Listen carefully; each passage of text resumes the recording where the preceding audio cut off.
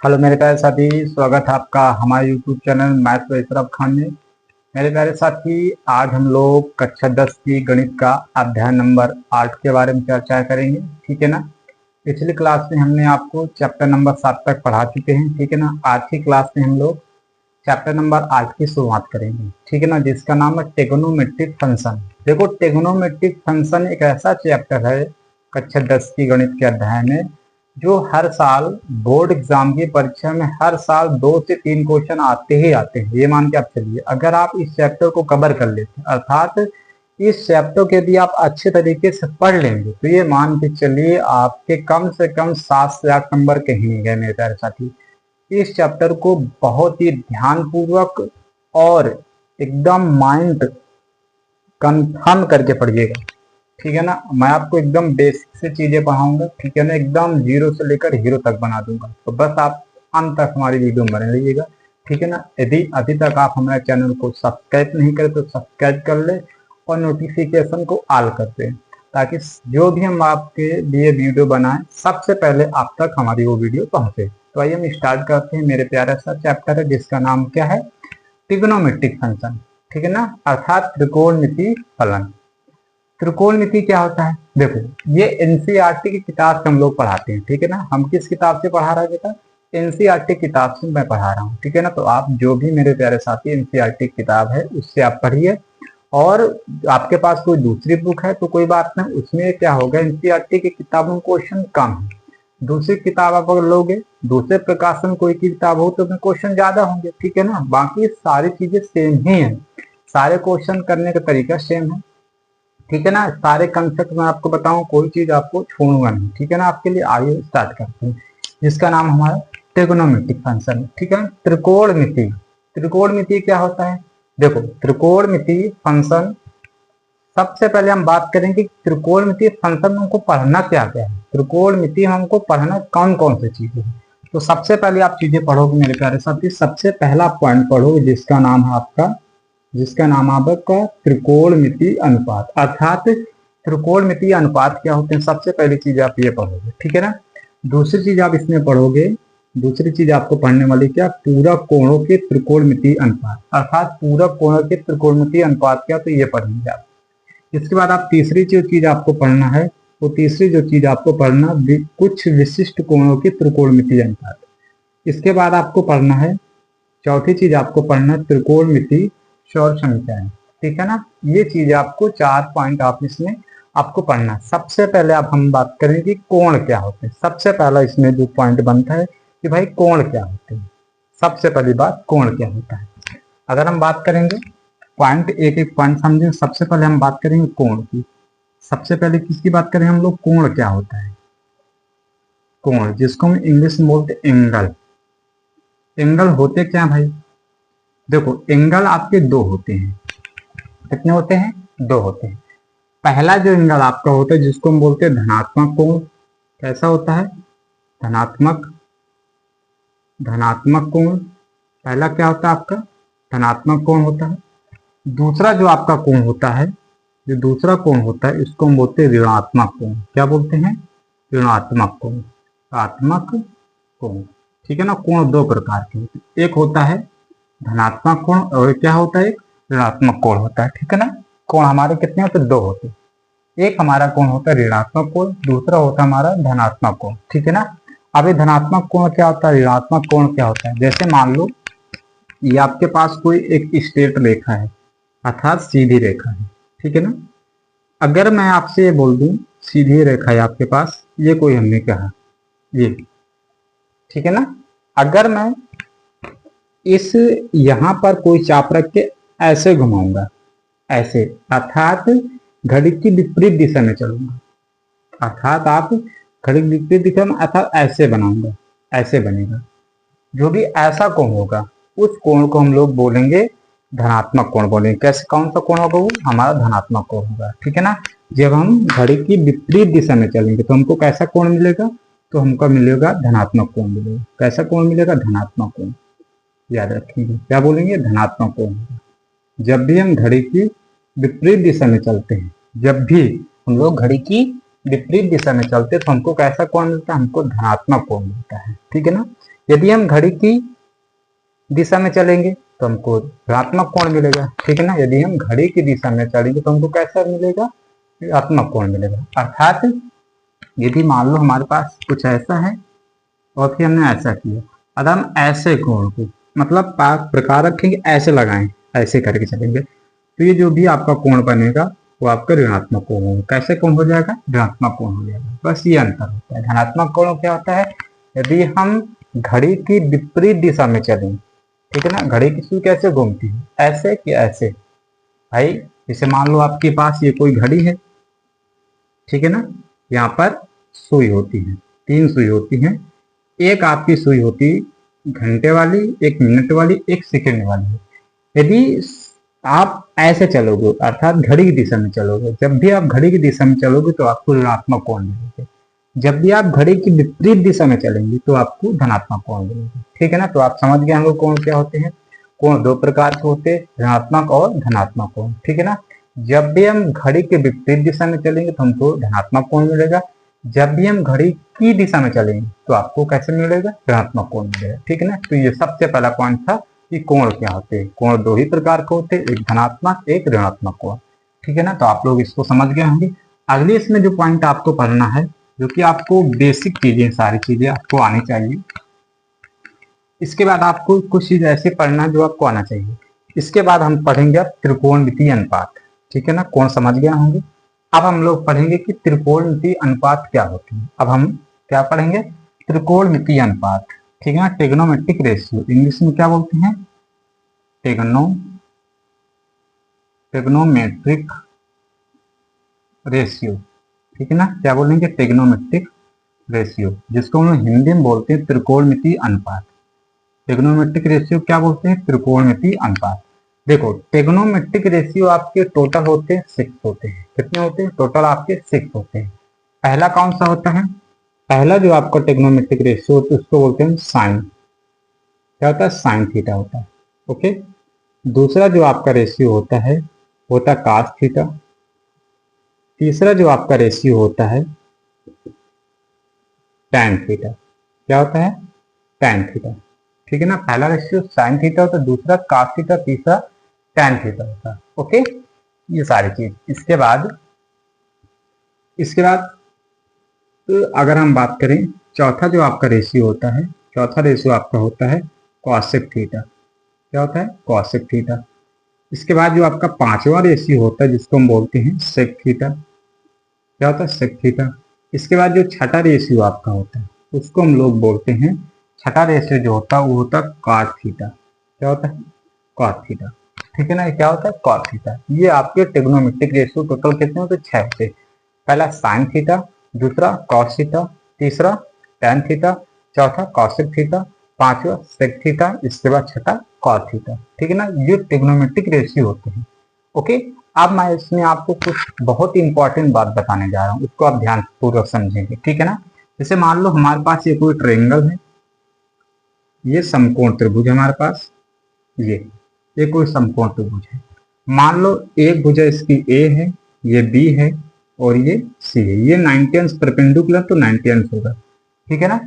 तो इसमें सबसे बड़ी जो भुजा होती है, ये भुजा, इसको हम बोलते हैं कर्ण।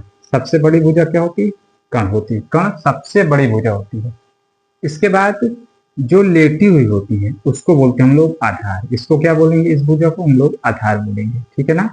इसके बाद जो लंबवत होती है इसको हम बोलते हैं लंब। ये चीज आप बिल्कुल दिमाग में याद करके चलेंगे, क्या होता है, लंब। तो इसमें आपसे पूछा करता है कि साइन थीटा बराबर क्या होता है, कर्ण आधार में बताइए। तो एक चीज आपको याद करना है जिसको बोलते हैं लाल बट्टे कप का, लाल बट्टे कप का। इससे आप सारे रेशियो के आप रेशियो निकाल सकते हैं। इससे सारे आप इनको याद कर सकते हैं लाल बट्टे कप का से। कैसे, देखते हैं। जो पहला सिंबल होता है साइन का, दूसरा होता है कास का, तीसरा होता है टैन का। तीसरा क्या होता है, टैन का होता है, ठीक है ना। अगर आपसे कोई पूछे कि भाई साइन थीटा बराबर होता क्या है, ठीक है ना। अगर आपसे कोई पूछे कि भाई साइन थीटा बराबर क्या होता है, कॉस थीटा बराबर क्या होता है, टैन थीटा बराबर क्या होता है, कॉसेक थीटा बराबर क्या होता है, सेक थीटा बराबर क्या होता है, और उसके बाद कॉट थीटा बराबर क्या होता है। तो साइन थीटा बराबर जो आपका होगा, साइन थीटा क्या होगा, देखो साइन क्या है, लंब बटे कर्ण, एल बटे के, एल का मतलब लंब होता है, के का मतलब कण होता है, ए का मतलब आधार होता है। यहाँ पर लिखे दे रहे हैं हम।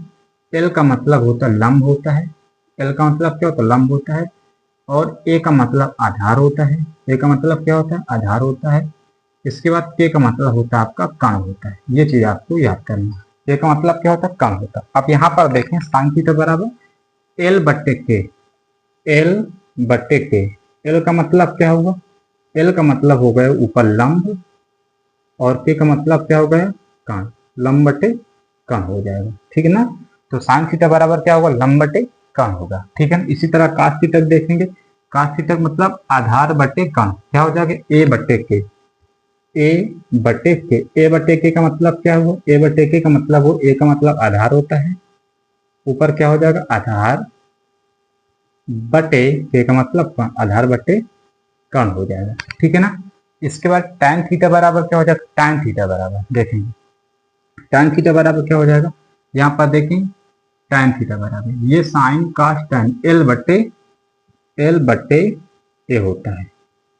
एल का मतलब होता है लंब बटे ए का मतलब होता है आधार, लंब बटे आधार होता है। ये चीज आप याद करके चलेंगे। tan थीटा बराबर होता है लंब बटे आधार होता है, ये याद रखेंगे, याद रखेंगे। साइन थीटा बराबर क्या होता है, साइन थीटा बराबर बोलेंगे लंब बटे कण होगा।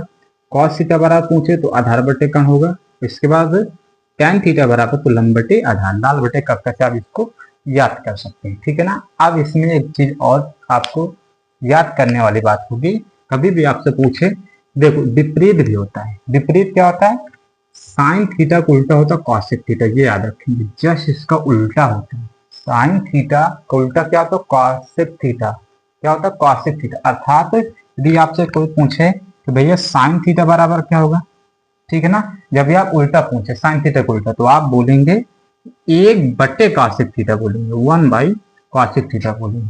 यदि आपसे इसी तरह फिर पूछ ले कि कॉसेक थीटा बराबर क्या होगा, तो कॉसेक थीटा बराबर बोलोगे आप एक बटे में साइन थीटा बोलोगे, 1 बटे साइन थीटा बोलोगे। इसी तरह आप कॉस थीटा बराबर बोलोगे 1 बटे सेक थीटा, ठीक है ना, 1 बटे सेक थीटा। इस तरह tan थीटा बराबर कॉस थीटा, tan थीटा का उल्टा कॉस। तो ये चीज आपको याद रखना कि साइन का उल्टा कॉसेक होता है, और कॉस का उल्टा क्या होता है सेक होता है, और tan का उल्टा क्या होता है कॉस होता है।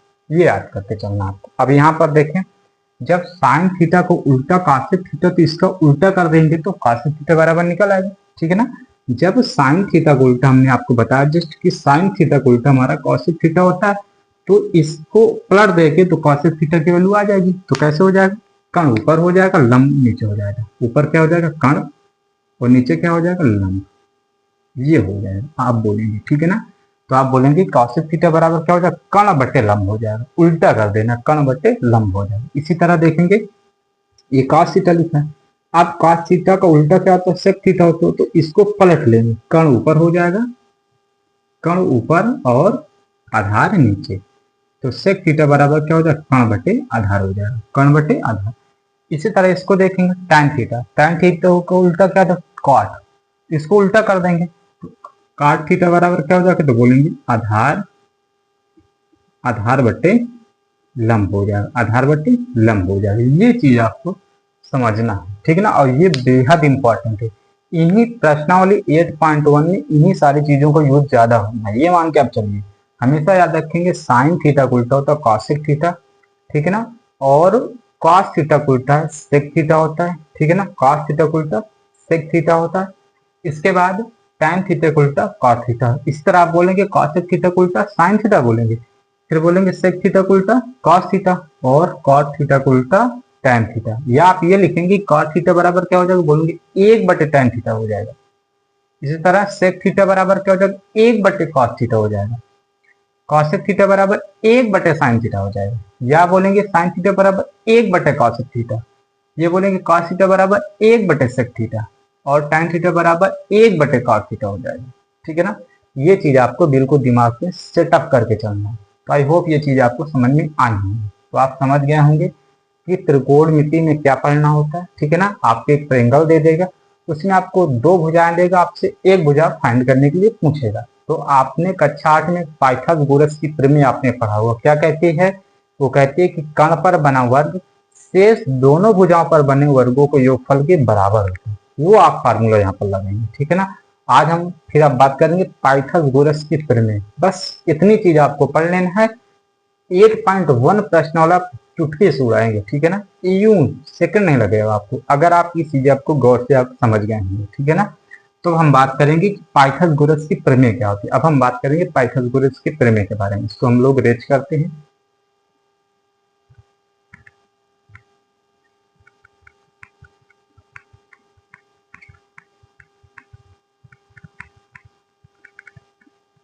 अब हम बात करेंगे पाइथागोरस की प्रमेय, ठीक है ना। आपने सबने पढ़ा भी होगा, कक्षा 8 में ये चीज आपको पढ़ाई गई होगी। पाइथागोरस की प्रमेय कौन सी प्रमेय होती है? पाइथागोरस, पाइथागोरस की प्रमेय, ठीक है ना। पाइथागोरस प्रमेय, पाइथागोरस प्रमेय ये क्या कहती है, सुनेंगे गौर से। ये प्रमेय ये कहती है कि कण पर बना वर्ग, ये कण पर बना वर्ग शेष दोनों भुजाओं पर बने वर्गों के योगफल के बराबर होता है। कण पर बना वर्ग शेष दोनों भुजाओं पर बने वर्गों के योगफल के बराबर होता है। ये पाइथागोरस की प्रमेय हमारी कहती है। कैसे देखते हैं। तो पाइथागोरस की प्रमेय कहती है कण पर बना वर्ग, अर्थात कण पर बना वर्ग, कण का पर बना वर्ग शेष दोनों भुजाओं, शेष कौन को, लंब और आधार बच गया, तो लंब का स्क्वायर और प्लस में आधार का स्क्वायर। ये पाइथागोरस की आपकी प्रमेय होती है। पाइथागोरस की प्रमेय होती है, इसको आप याद करके चलेंगे। क्या होती है? कण स्क्वायर बराबर लंब स्क्वायर प्लस आधार स्क्वायर, ठीक है ना। कण स्क्वायर बराबर लंब स्क्वायर प्लस आधार स्क्वायर, ये पाइथागोरस की आपकी प्रमेय होती है। अब इसमें 8.1 प्रश्न में होता क्या है, आपको दो भुजाएं दे देगा, या तो आपको आधार दे देगा, ठीक है ना, या तो आपको लंब दे देगा, ठीक है ना। आपसे कहेगा कण बताइए, या आपको कण दे देगा, आधार देगा, लंब बता देगा, ठीक है ना। ये आपको ओलर पूछेगा, ठीक है ना। लेकिन इसमें एक चीज आपको याद रख के चलनी है, जिस भी कोण की बात वो कर दे, कभी भी क्वेश्चन में कहता है, वो कह देता है कि साइन ए बराबर इतना दे रखा है, ठीक है ना। जिस भी कोण की बात कर ले, उस कोण की, जैसे हमने आपसे कहा कि साइन बी, हमने आपसे कहा साइन बी बराबर 5/4 हमने कहा आपसे, ठीक है ना। आपको पता है कि साइन थीटा बराबर क्या होता है, साइन थीटा बराबर लंब बटे कण, लंब बटे कण, लंब बटे कण, लंब बटे कण, ये होता है साइन थीटा। अब लंब का मतलब 5 और 4, 5 और 4, कहां पर लंब कितना, लंब कितना 5, लंब 5 है और कण क्या 4, ये है। अब ये दिख है, तो ये इस कोण के सामने की भुजा कण होती है, उस कोण के सामने की भुजा क्या होती है, लंब होती है। जिस भी कोण की बात कर ले, उस कोण के सामने की भुजा लंब होगी, ये इसको आपको दिमाग में सेट कर। जिस भी कोण की बात करेगा, उस कोण के सामने की भुजा को हम लंब मानते हैं। अब बी के सामने की भुजा क्या है, कण, ये वाली है, एसी है। अब इसको आप लंब मानेंगे, लेकिन कंडीशन होती है कण कभी भी चेंज नहीं होता है, कण भुजा कभी भी परिवर्तन नहीं होगी, अर्थात कण में कोई चेंजमेंट नहीं होता कण के भुजा में, ठीक है ना। ये चीज आप बारीक से समझेंगे, ठीक है ना। तो मैंने आज आपको पूरी चीजें बताई, मैंने आपको बेसिक चीजें आपको बताई त्रिकोणमिति के बारे में, ठीक है ना। अब हम इसके बाद अगली बार आपको जब हम क्लास बनाएंगे, वीडियो बनाएंगे, तो आपको हम 8.1 प्रश्न वाली को हल करेंगे, ठीक है ना। 8.1 प्रश्न वाली को हल करेंगे, ठीक है ना। आई होप आज आपको हमारी क्लास अच्छी लगी होगी। ये बेसिक क्लास थी हमारी ट्रिग्नोमेट्री की, ठीक है ना। अगली क्लास में जब आपसे हम मिलेंगे, तो आपको हम 8.1 प्रश्न वाली पे कुछ क्वेश्चनों को सॉल्व करना भी सिखाएंगे, ठीक है ना। अगली बार जब आएंगे, तो आप इस सारी चीजों को रिविजन करके आएंगे, ठीक है ना। और एक अपनी नोट्स बनाइए बेहतरीन से, ठीक है ना, क्योंकि इसमें फार्मूले बहुत हैं। जितना आपको फार्मूले याद होगा, उतनी ही आपकी ट्रिग्नोमेट्री में पकड़ बनेगी, ठीक है ना। तो तब तक के लिए बाय, जय हिंद, जय भारत।